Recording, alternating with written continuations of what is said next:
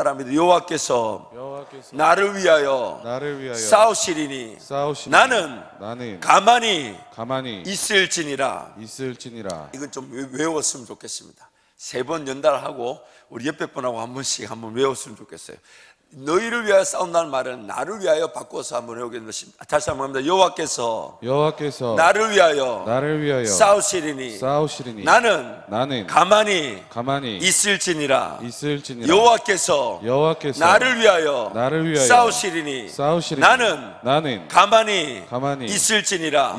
여호와께서 나를 위하여 싸우시리니 나는 제발 가만히 있을지니라. 하나님 말씀에 더하면 안 되지만 그 제발이라는 말은 참 더해도 괜찮을 것 같아요. 검사는 하지 않겠습니다만은 오늘 우리 이 죄인들의 이 타락한 본성으로 인한 가장 큰 문제점이 뭐냐면 그 하나님의 일하심을 잠잠히 기다리지 못한다는 겁니다. 우리 눈에 뭔가 좋은 게 보이고 시도할 만한 일이 끊임없이 나타나죠. 해볼 만한 일들이 생겨납니다. 늘 어렵다 하면서 요렇게는 한번 가볼 만하고 요렇게는 한번 시도해 볼 만하고 요렇게는 한번 도전해 볼 만한 일들이 끊임없이 나타납니다. 의도적으로 죄를 지으려고 했던 적은 없었습니다. 의도적으로 하나님을 떠나려고 했던 적은 없었습니다. 아니, 하나님 곁에 늘 있는다고 있었죠.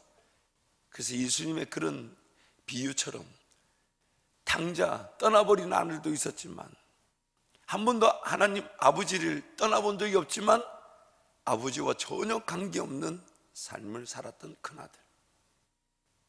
우리에게 그런 늘 위기가 있고 위험이 도사리고 있습니다. 그래서 첫 번째 보시면 죄인들의 가장 큰 문제가 뭐냐? 하나님 앞에 가만히 있지 못합니다. 과연 내가 가만히 기도만 하면, 내가 그냥 가만히 기다리기만 하면, 내가 그냥 가만히 있기만 하면, 정말 하나님만 바라보면서 가만히 있기만 하면 정말 괜찮을까? 정말 괜찮을까? 그래서 여러분 보시면 하나님의 인도하심을 거절하게 되는 가장 큰 장애물이 뭔가? 깨닫지 못하여 걸어가지 못하는 것도 문제일 수 있지만 더 큰 문제는 다른 길로 가버립니다. 인간적 결정과 행복. 두 번째는 이 타락한 본성의 가장 큰 불안함이 뭐냐면 내가 만약 일하지 않는다면, 내가 만약 일하지 않는다면. 그래서 하나님을 잠잠히 바라보고 인내하는 것에 대해서 불신합니다. 진짜 하나님이 하실 수 있으실까? 진짜 내가 아무것도 안 하고 가만히 주님만 바라보면. 지금 이렇게 말하는데도 여러분 굉장히 불안하죠? 진짜 주님만 바라보면. 믿음의 세계, 하나님의 역사, 하나님의 인도하심에 대해서 우리는 무지합니다. 하나님이 그 기적 같은 방법으로 일을 행하실 때에 우리는 그것을 전혀 이해하지 못합니다. 그러니까 불안하죠. 진짜 어떤 방법이 나타날까? 이러다 죽는 거 아니야? 성경은 죽으라 그러는데 우리는 자꾸 죽을까 봐 겁냅니다. 천국 가면 제일 행복하다 그러는데, 여러분 전도서 말씀 우리 1월 1일 날 그 암송하셨던 분들 전도서를 읽었는데 그 보면 복된 사람 3사람을 소개하고 있습니다. 제1 복된 사람이 누구냐? 태어나지 않고 이 땅의 어려움을 보지 않는 사람. 두 번째 복된 사람이 누구냐? 태어나자마자, 그러니까 불편하시니까 모른 척 하시잖아요. 태어나자마자 죽는 사람. 세 번째는 누가 복되다 그랬어요? 지금 죽는 사람.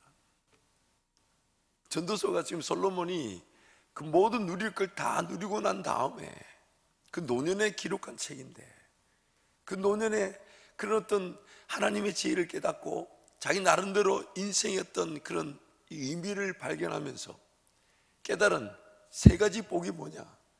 이 어려운 세상에 태어나지 않는 게 제일 복이고, 두 번째는 태어나자마자 죽는 게 복이고, 세 번째는 지금 죽는 게 복이라는데, 그래서 오늘 우리의 소망은 이 땅에 있지 않고 하늘나라에 있다는데, 우리는 어느 순간 하늘나라 바라본다 하면서 이 땅에서 영원히 살 것처럼 착각하며 살아갈 수 있다는 겁니다. 이 하나님의 인도하심을 의지한다는 것은 한 4가지 정도인데, 우리 같이 한번 읽을까요? 자, 2번 하나님의 인도하심을부터 시작합니다. 시작.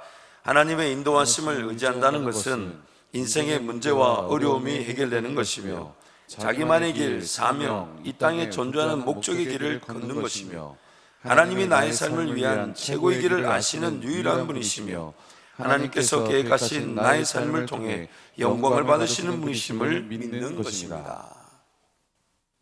지금 당장 풀어야 될 인생의 문제가 풀어지는 소극적인 측면만을 얘기하지 않습니다.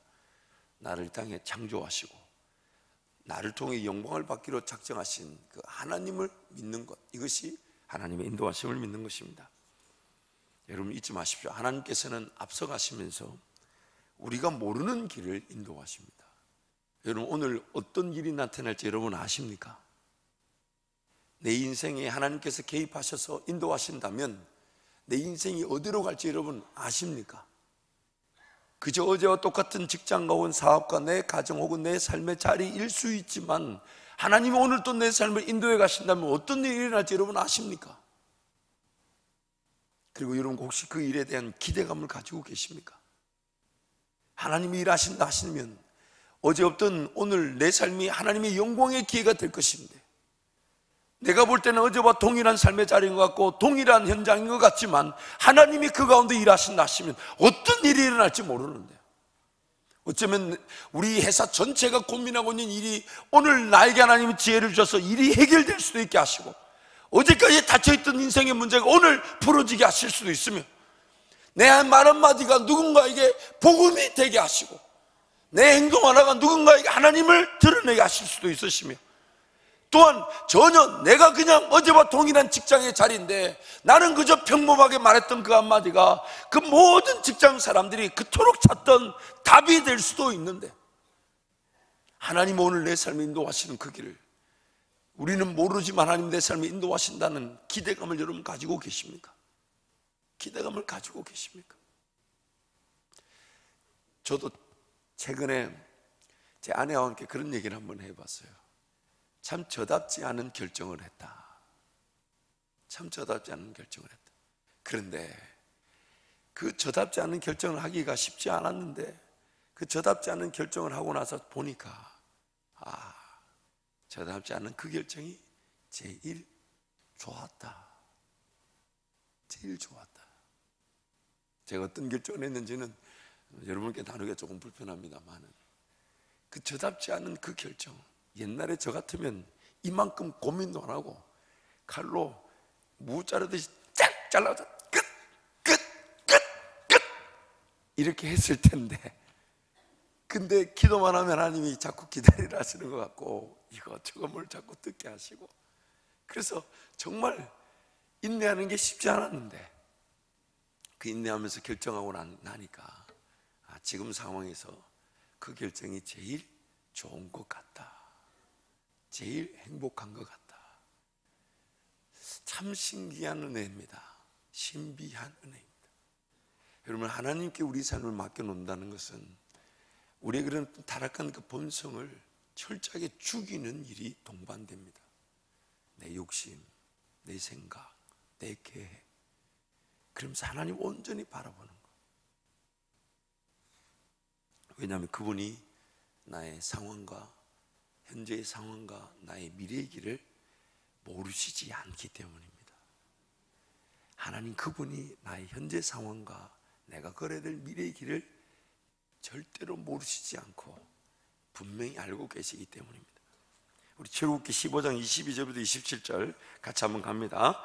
모세가 홍해에서 이스라엘을 인도하며 그들이 나와서 수르강로로 들어가서 거기서 사흘 길을 걸었으나 물을 얻지 못하고 마라에 이르렀더니 그곳 물이 있어서 마시지 못하겠으므로 그 이름을 이름을 마라라 마라라 하였더라. 하였더라. 백성이 모세에게 원망하여 이르되 우리가 무엇을 마실까 하며 모세가 여호와께 부르짖었더니 여호와께서 그에게 한 나무를 가르치시니 그가 물에 던지니 물이 달게 되었더라.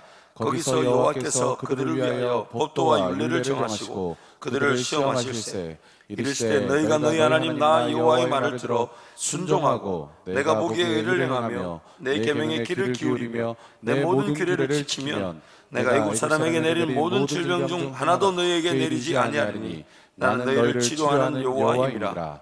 그들이 엘림에 이르니 거기에 물샘 12과 종려나무 70그루가 있는지라. 거기서 그들이 그 물 곁에 장막을 치니라. 아멘. 간단하게 소개하자면 방금 전에 무슨 사건을 겪고 지나왔냐면 홍해를 가르셔서 마른 땅을 걷듯이 하나님이 지나게 하셨는데 이스라엘 백성들이 당장에 마실 물이 없다고 원망하고 불평합니다. 고작 3일 길이에요. 그럼 3일 길이면 조금 안 마실만 하죠. 근데 여러분 3일 동안 물 안 마신다고 죽을까요? 안 죽을까요? 뭐 사람마다 다를 수 있지만 죽을 정도는 아니죠. 그러면 어떻게 지금 각본대로라면 어떻게 됩니까? 만약 물이 좀 필요하다 하면 반응이 어떻게 나와야 되냐면 대놓고 하나님 원망할 일입니까? 아니면 하나님 물 좀 주세요라고 구할 일입니까? 근데 우리라는 본성은 그 하나님께 은혜를 구하기보다는 항상 이거 안 돼, 불가능해, 어려워, 이제 우리는 끝났어, 자꾸 이런 쪽으로 간다는 거예요. 3일 전에 불과 무슨 일이 있었습니까? 여러분 잊을 수 있어요, 없어요? 아니 3일 전에 무슨 일이 있었어요? 홍해를 가르고 왔는데 그거 잊기가 쉽습니까? 어렵습니까?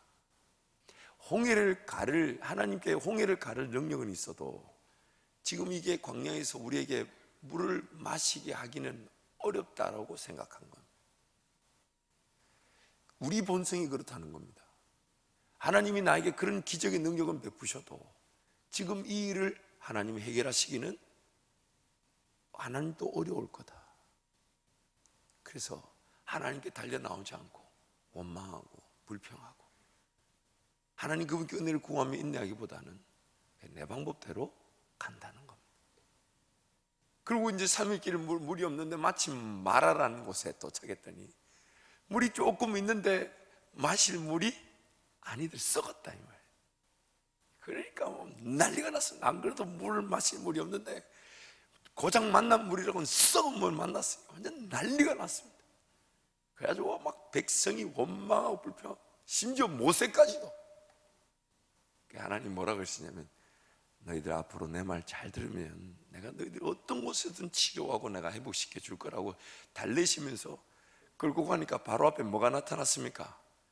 엘림이라는 물샘 12과 종려나무 70그루. 이스라엘 백성들이 지금 어느 길로 가서 어디 가야 물이 있고 어디 가야 쉬어야 될지를 하나님이 모르시지 않고 그 길로 인도하고 계신데 우리는 조급해하죠. 좀 미리 주시면 좋겠고 미리 여유가 있으면 좋겠는데 그걸 조급해하고 못 믿어가지고 안 그래도 마실 물도 없는데 있는 거라고는 이런 거밖에 없다 이러면서 불평하고 원망하는 이스라엘 백성들의 모습. 홍해를 가르치기 전에 하나님이 모세를 통해 뭐라고 얘기하셨습니까? 여호와께서 방금 전에 외웠잖아요. 여호와께서 나를 위하여 싸우시리니 나는 가만히 있을지. 그냥 못 믿겠거든 난 가만히라도 있으라고 하는데 그걸 불평하고 원망하고 그것만 하나요? 딴 길로 자꾸 가려고 하죠. 이 길 아니다 이러면서. 하나님이 우리의 현재 상황 그리고 그 길이 지금 어디로 가고 계신지 우리는 몰라도 하나님은 알고 계십니다.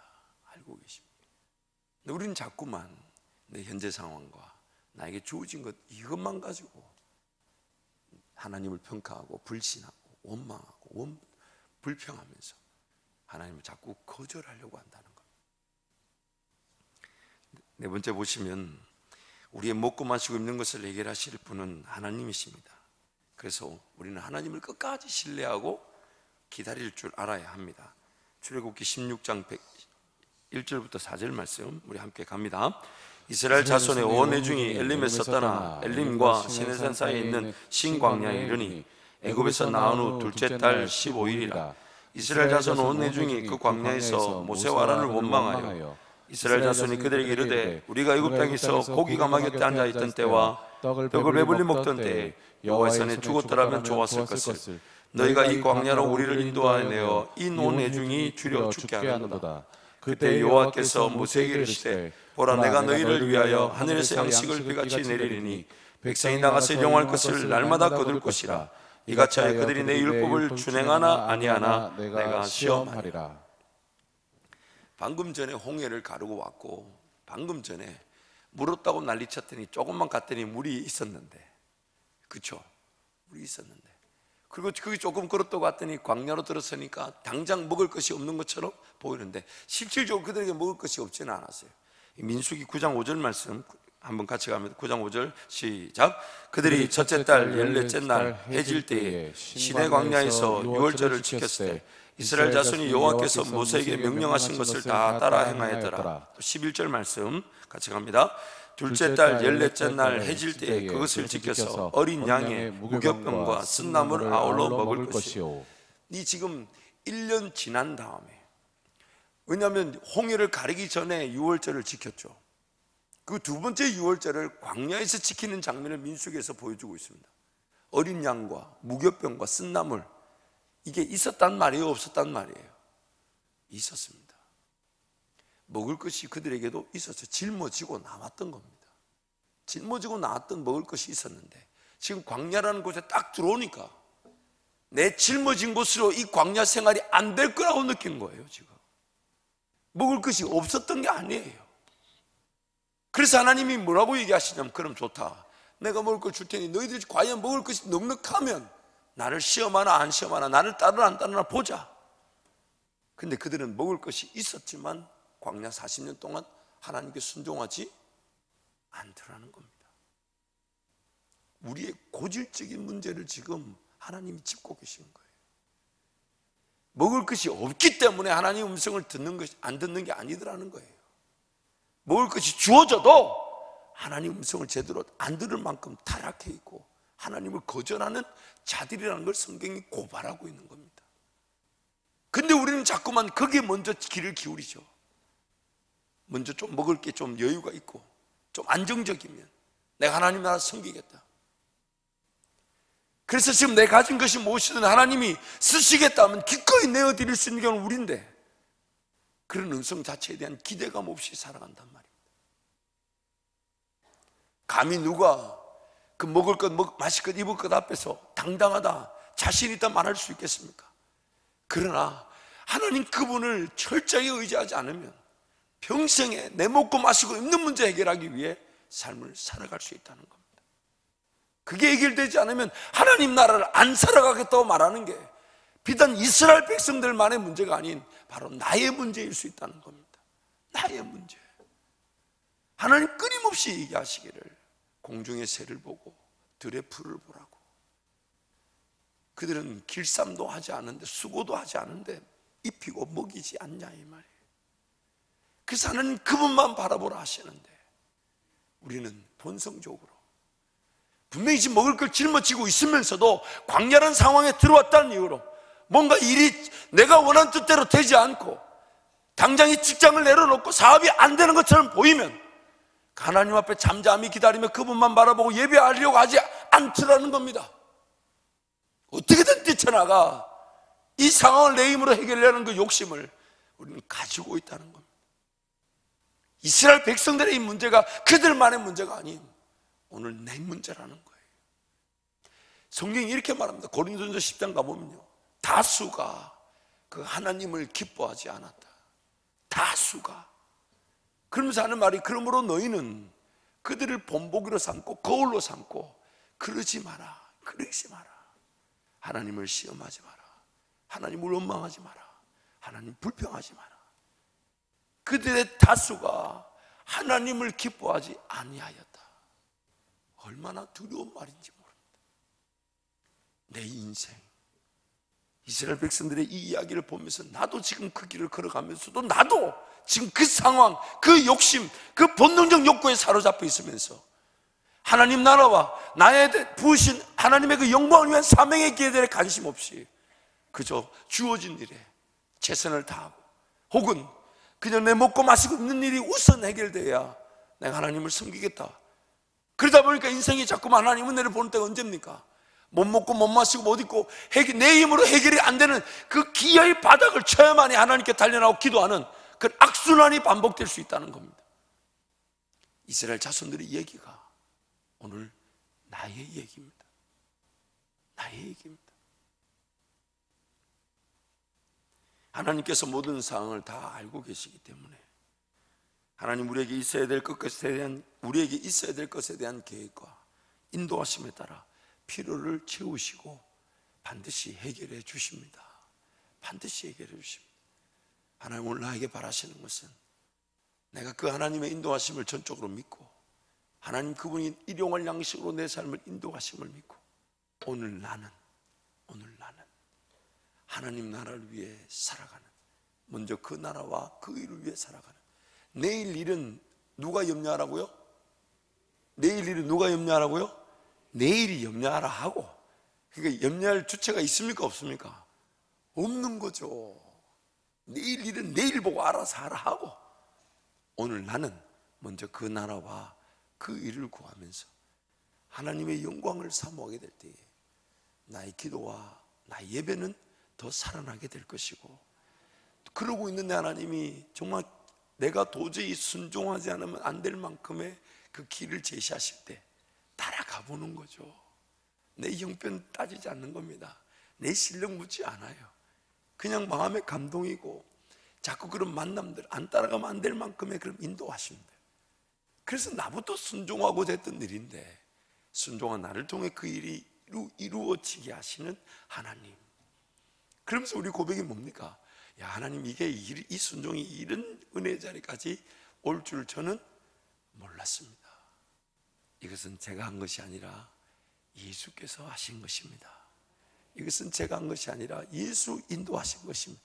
왜냐하면 순종한 나부터도 그 일이 그렇게 될 줄 몰랐어요. 그 조그마한 꼬마 아이가 물고기 2마리 보리끼 5개 준 게 5,000명 먹을 줄 알았겠습니까? 알았겠어요?